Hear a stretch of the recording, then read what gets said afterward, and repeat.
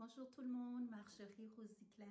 Aujourd'hui, je fais une vidéo sur la magie du verre d'eau, la technique du verre d'eau. J'ai déjà fait une vidéo sur la technique du verre d'eau, la magie du verre d'eau et cette vidéo-là, j'ai eu beaucoup de commentaires. Aujourd'hui, je viens faire la deuxième partie du vidéo pour vous expliquer, comprendre la technique du verre d'eau. La technique du verre d'eau, elle vient de l'inventeur Masaru Emoto qui a écrit le livre Le miracle de l'eau. Vous pouvez aller regarder ce livre-là. Il a écrit le livre Le miracle de l'eau et c'est lui qui a inventé la technique du verre d'eau.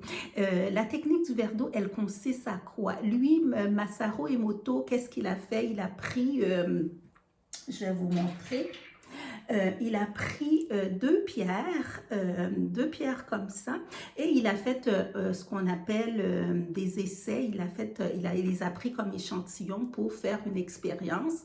Et l'expérience, qu'est-ce qui est arrivé avec une des pierres? Il a dit des mots négatifs, comme laide, t'es pas belle, t'es pas bon, sur une pierre, et sur l'autre pierre, il a dit des belles choses, des choses positives, donc sur cette pierre-là. Et par la suite, qu'est-ce qui est arrivé? Avec un microscope, il a regardé la forme des pierres. Qu'est-ce qui est arrivé avec la forme des pierres? Oh, je dois vous dire aussi que chaque pierre était dans un verre d'eau. Il avait mis chaque pierre dans un verre d'eau et il a commencé à dire les choses négatives et les choses positives sur les verres d'eau. Et par la suite, qu'est-ce qui est arrivé avec son microscope? Comme je disais, il a pu remarquer que sur les pierres qu'il avait dit les choses négatives, les écailles de la pierre avaient commencé à s'effriter, à casser. Donc, sur la pierre qu'il avait dit les choses positives, la pierre, elle est restée intacte, elle est restée jolie. Il n'y avait pas d'écailles qui se sont cassées ou se sont effritées. Donc, il a compris que l'eau est un vecteur d'information. L'eau va capter l'information qu'on lui donne.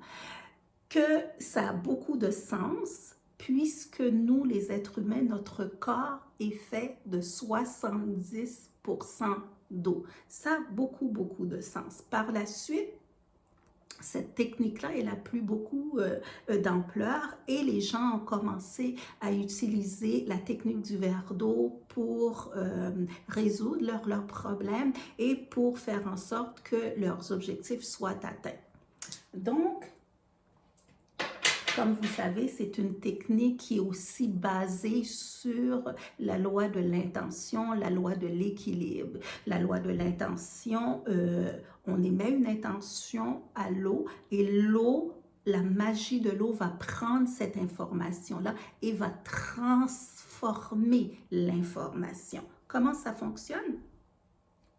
Comme je vous ai déjà montré, vous prenez un stylo comme ça et vous prenez un bout de papier, vous écrivez votre intention, vous écrivez votre problème sur le bout de papier et à ce moment-là, on met l'exemple je veux me trouver du travail.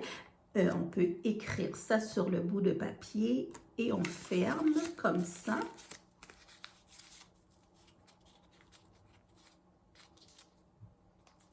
Par la suite, on prend un verre d'eau comme ceci et on met le papier en dessous et on laisse reposer pendant 24 heures.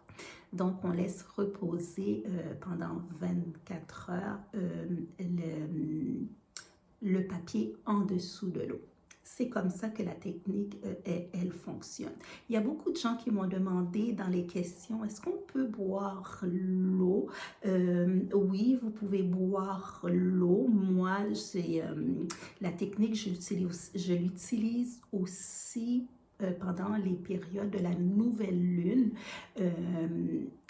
Dans ces périodes-là, vous pouvez mettre votre pierre préférée. Ici, c'est le quartz. Vous le mettez vous le mettez dans l'eau et vous le laissez aussi reposer pendant 24 heures. Par la suite, vous pouvez boire l'eau par la suite. Donc, cette technique-là, elle a fait son chemin, comme je vous dis, et c'est une technique qui est tellement merveilleuse et qui est normale aussi, comme j'ai dit, parce que notre corps est fait de 70% d'eau et l'énergie de l'eau va transformer l'information qu'on lui donne. Donc, ce chercheur-là, il est décédé en 2014, Masaru Emoto. Donc, ses recherches sont encore bien vivantes puisqu'il y a des milliers de personnes qui utilisent la technique du verre d'eau. Laissez-moi dans les commentaires si vous connaissez déjà cette technique-là, si vous l'avez déjà essayée, et si elle fonctionne pour vous. Je sais que moi, je l'utilise beaucoup.